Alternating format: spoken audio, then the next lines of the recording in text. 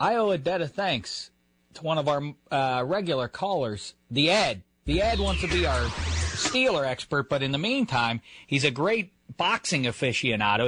He used to live out in Vegas, and he called us up on Friday, and he gave us some picks on not the horses, which did not work out so well. He gave us some picks for the Derby.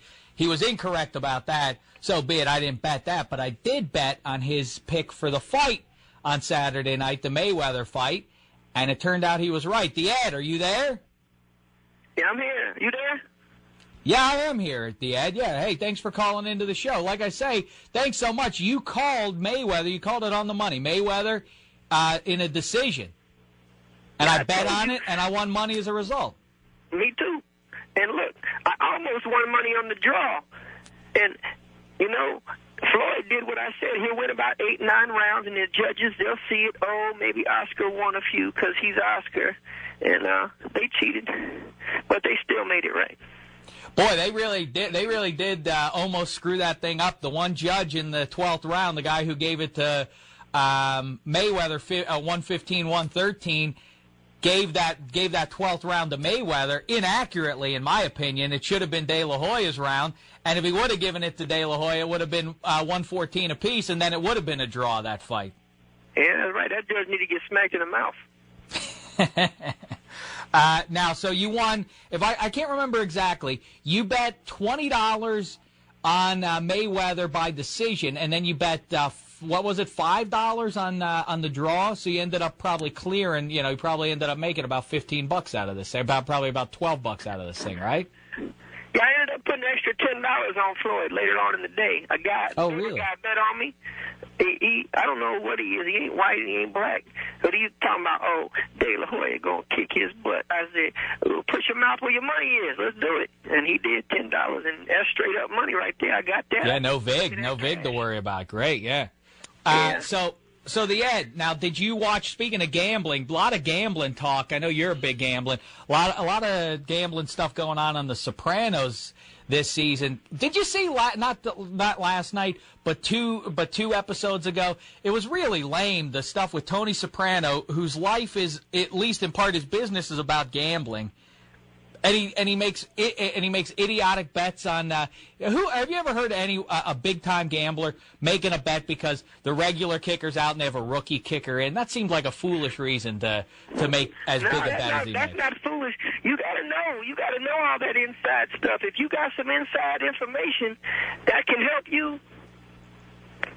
But nobody ever says that a quarterback, nobody knows about it, that San Diego's quarterback has a hairline fracture, and the media, no one else knows about it, but the trainer on the inside knows about it, and this is why Tony knows he would have won the bet. That seemed a little unrealistic. What'd you say about the quarterback? Let me write it down. No. That was just in an episode of The Sopranos. It was complete fiction. That's not true at all. I thought you had some information. Listen, no. That could happen. It happened a long time ago, like over 5-10 years ago. Stuff used to happen, but now people got these. I don't know if you know on the computers and stuff. I don't know if you know about that type of stuff, but you can get on the computer and you can find out a whole bunch of information that you used to not be able to find out about. Yeah, I did hear that they have something like that these days. This computer, and you can bet on it with offshore gambling, I think they call it. Yeah. Yeah, you can do anything you want to do. You can bet on anything that you like. You can bet on American Idol, and you can bet on the Separate Housewives, and you can bet on all them different shows. Well, Ed, how did you spend the weekend? Did you watch? It's Desperate Housewives, by the way. But did you sit back and have a good day on Saturday watching the Derby? Now that bet didn't work out for you so well. Who did you say was going to win? Well, here's what happened on the Derby. Remember I told you I saved up that $318? Right. Okay, I bet them 8 horses.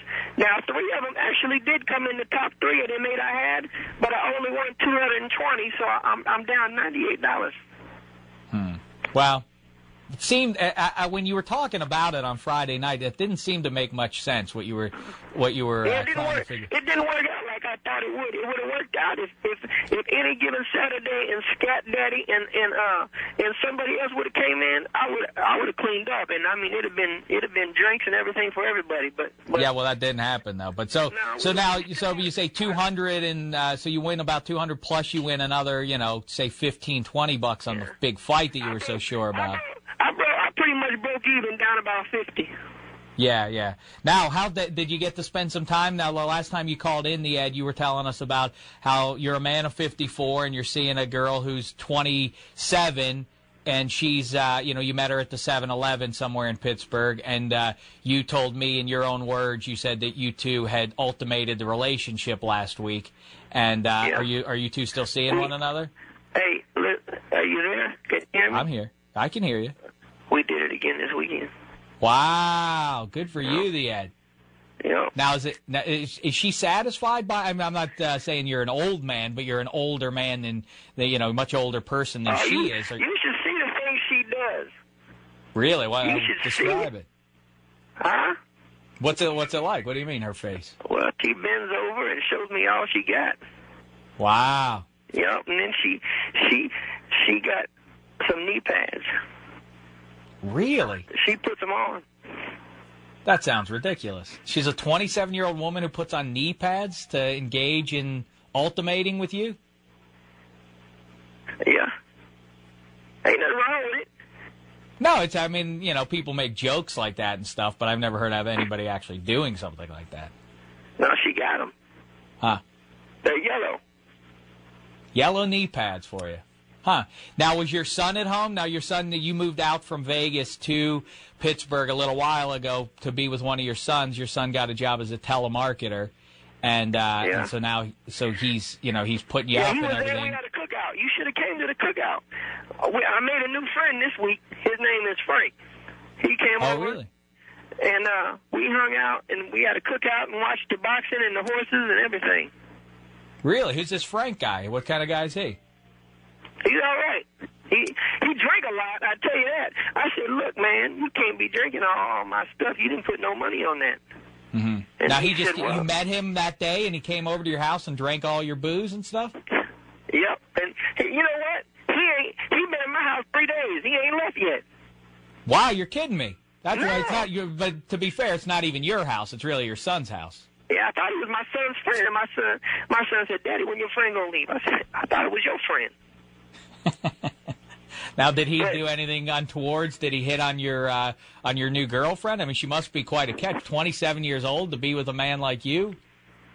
No, well, yeah, I'm lucky to get her. Is she good looking? You've never really told me what she looks like. Is she an attractive woman? Well, yeah, of course. What you think? I mean, I ain't gonna be with no ugly broad. Uh-huh. You know, she's kind of, well, she's white. Well, that's all right. There's no problem with that. Yeah, she got kind of dark hair with some blonde little streakies in it, and she got earrings that she wear in her ears when she want to look nice. That's nice. She put on lipstick. She does everything. She got makeup. She got it all. That's great. Yeah, I like it when women do that. Yeah, that is pretty nice. Yeah, now, she don't walk around. She don't walk around no sweatpants. I tell you that. I don't want no girl in no sweatpants. You tell her that. You tell her, maybe as she gets more comfortable with you, though, most of the time, the women, they start to dress down a little bit. Because when the women, I've seen a lot of women in Pittsburgh wearing sweatpants, and they all fat. Ah, that's not a nice thing to say. Every time I go to the grocery store, I see them. I say, look at this. She had on, like, some sweatpants with the elastic in them, and, she can wear them all the time because she's so big and round. I said, look at this. I seen about 8 big fat ladies at the store. Well, I mean, that's... I said, this is a fat girl city. That's not nice. Why, Vegas has has better average-looking women? I mean, there are a lot of nice-looking women that come out from Hollywood on the weekends, like Paris Hilton. Well, she's in jail now, but Britney Spears and people like that, some decent-looking women. But the locals in Vegas, they're not better-looking than the women of Pittsburgh.